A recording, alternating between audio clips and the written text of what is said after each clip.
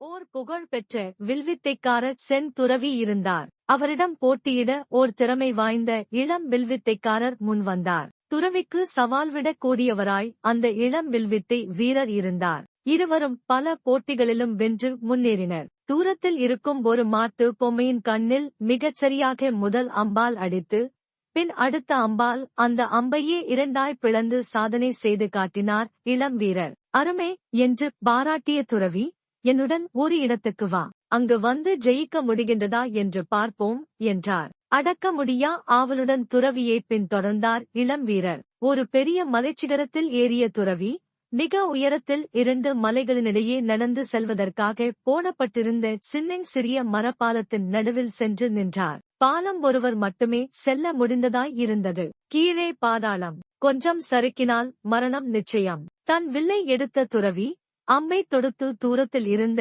ஒரு மரத்தின் கனியில் மிகச் சரியாக அடித்தார். அடித்துவிட்டு, இப்போது உன் முறை என்றபடி பாலத்தில் இருந்து மலைப்பகுதிக்குச் சென்று நின்று கொண்டார். இளம் வீரருக்கோ கை, கால் எல்லாம் உதறியது. கனியையே சரியாக அம்பால் எய்ய முடியவில்லை. அவரது முதுகைத் தடவி கொடுத்த துறவி, உன் வில்லில் இருக்கும் உறுதி மனதில் இல்லை என்றார். ஓர் புகழ்பெற்ற வில்வித்தைக்காரர் செந்துறவி இருந்தார்.